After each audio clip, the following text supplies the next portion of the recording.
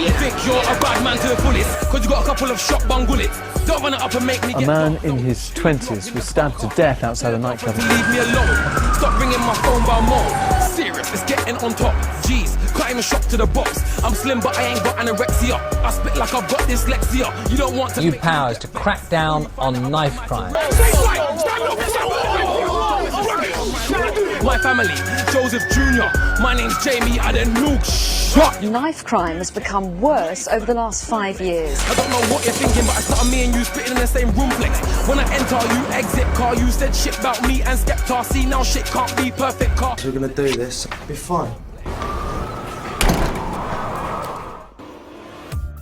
Knife crime. It seems to be everywhere, but what's the truth behind the headlines? And have the media reported it in context? Hold on, just a minute. Yeah, okay, that's a really awful thing that's happened, but let's just try and see it in context. Or fueled fears of a knife crime epidemic? So imagine this is standing out on a shop stall and I'm running for the bus. I run past the bus, what am I going to see? Black kid with a knife. And then I get onto the bus, then what do I see? A black kid, what am I going to think? Black kid has got a knife. That's my problem with the media. The 18th of July 2008. It's a day after the Home Office and the police released their first ever national knife crime statistics. And what's important to note is that this was the UK's first and only comprehensive collection of data on knife crime, and that these figures weren't comparable with anything beforehand. Nationally, there were 22,000 instances of serious knife crime, but London's Metropolitan Police, who had kept their own record of the capital's knife crime, saw a 14% overall drop in the year to 2008. However, they also noticed an increasing trend in the age of those going to hospital with stab wounds. The age groups in the 40s, the 30s and the 20s were static. The group that was growing and had caused all of the growth from 3,500 up to 5,000 admissions, about a 30% growth. And all of that growth, well, virtually all of that growth was within the teenage category. So in the year to 2008, London in fact saw a massive 42% increase in teenage victims, as well as 5 more teenagers killed with a knife. But we have to remember that knife crime only accounts for 6% of all violent crime, and in 2008, overall crime was at its lowest since 1981. But did the media put this in context? Last year, the BBC's Home editor blogged frequently that despite a drop in the age of knife victims, the media had to be careful not to cause fear among the public. I do not think that there was any epidemic of knife crime. We had one set of figures, first ever. You couldn't compare it with anything. Therefore, we were not to know whether it had been double that the year before. I think with coverage of crime, there is a real responsibility on journalists not to terrify people, frankly. I think we will rue the day when, well, it's already happened to an extent. There are hundreds of thousands of people who are scared to leave their homes, particularly the elderly, because they worry about crime, when actually their risk of being a victim of crime is very, very low indeed. It was clear in some cases the media did cause fear. Government figures show from May to June 2008, public fear in knife crime grew by 38%. The Sun admitted to blowing the story out of proportion. Part of the thing that the media does, and particularly papers like my own with mass circulation, is to have an impact. You really have to make a drama out of things so that people actually stop what they're doing and are arrested by the real, shock value of what is going on. What I'm saying is the way that we carry the stories, we put it on page 1, we give it big impact. Most of our readers know through their own families that most kids are not carrying knives, and that's a great thing. News is not something which is expected and ordinary. News is something which makes you go, wow, that's shocking, that shouldn't be happening, and that's why we draw attention to the knives thing. So did the amount of knife crime reporting reflect the philosophies of both the BBC and The Sun, the most popular broadcast and print news media in the UK? The only comparable stats are for London, who saw a 14% drop in knife crime between 2007 and 2008, but a significant increase in teenage casualties and a slight increase in teenage deaths. A sample of the BBC's News at 10 bulletins from 2008 were compared with the previous year, and knife crime coverage grew by 22%. The exact same sample of The Sun was taken, and their coverage had increased by 41% in 2008, higher than the BBC, and massively at odds with the 14% decline in overall knife crime. Most of their stories focused on teenage deaths, and there had only been 5 more of these in a year. ITV News covered knife crime extensively, as they felt it was an important part of a national debate. They believe the rise in media coverage was down to one driving factor.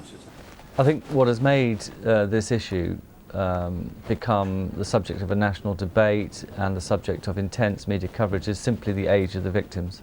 Because whenever you have a young victim, it doesn't matter how they die, it is a tragedy, and especially when they are random and senseless street killings. I hope we always remain friends, grew up in the same ends. This is the area. Alex Rose is a 20-year-old from South London who lost one of his good friends, Eugene Attram, to knife crime in 2006. He was beaten and stabbed by his rivals in Mitcham near Tooting.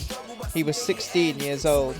It was just when I went to his memorial service at Wandsworth Civic Centre, because I could only stay there like half of the ceremony because I needed to get back to college because I'd gone out during my college lunch break, and when I came out, like, I just said to myself, I've got to do something about this. Like, I'm gonna be honest to you, like, at that time when I went into the memorial service, I was angry. I had a knife in my pocket. I was angry. I was angry. As I was walking down the stairs, I made that decision to myself, the first bin I see, I'm going to throw this away in there. And then as I was waiting there, 4 other boys came down, like, and they were like, hey, look, Alex, we're going to go down to Mitchell, we're going to go deal with those youths. They want to come, and I was just like, nah. They went down to the bus stop, they took a bus, and I heard that night that four boys got stabbed from the other crew sort of thing. And I just turned left, and I was walking up to my bike, and I was just like, you know what, like, I've got to do something about this. I've got to do something about this. And when I was walking up, I passed an art shop, and that's when I bought this book. Alex has gone on to form the Stop campaign against knife and gun crime. But despite campaigns like these, there continues to be numerous teenage knife crime victims. 18-year-old Rob Knox, stabbed whilst trying to protect his little brother. 16-year-old Ben Kinsella, stabbed 11 times after an unprovoked attack. Shakilis Townsend, the 16-year-old who was lured to his death in a honey trap plot. With the exception of Townsend, victims of knife crime who seemed to get the most coverage were young, white, middle-class boys. Was there something more newsworthy about these victims, who accounted for only 3 out of the 23 teenage fatalities in London, as opposed to the overwhelming non-white majority? It's calculated that whilst Rob Knox and Ben Kinsella each got around 300 stories on their deaths, 12 non-white teenage stab victims had a combined total of only 50 stories written. I think that plays into a fairly long-standing problem with media reporting, in that they like their sort of villains bad as bad can be, and victims clear and white and pure as can be. What is exceptional is more newsworthy, and I think the idea that middle-class white boys get caught up in inner city urban violence is more of a story than 2 black guys have a fight and one of them is killed. But there is a long tradition of this. The more innocent the victim, somehow the more horrible the crime. There was a consensus that there was more media coverage for the young white boy who got stabbed as opposed to the young black boy. But that's just a typical issue for our newspapers, I think, and broadcasters. I think we all kind of deal with those issues more because we're living in Britain. We're living in a country that predominantly cares about those issues more than it does other issues. There's no doubt that the media overrepresented knife crime in the news. The figures are there to show it. What's less clear is why the focus appeared to be on white, middle-class teenage victims above all else. One specific story sparks a level of public anxiety about a kind of crime. So, whether it be Baby P, suddenly we are obsessed with child abuse. Whether it be Ben Kinsella, suddenly we're obsessed by knife crime. Suddenly we become fascinated by that particular crime. It's just the way that the media works. And I'm not arguing against it, I'm just saying that is the nature of it. Perhaps the answer is clear. The media thrives on what is exceptional, and when they decide to run with a story, whether it shapes or reflects public opinion, there's no stopping this volatile beast.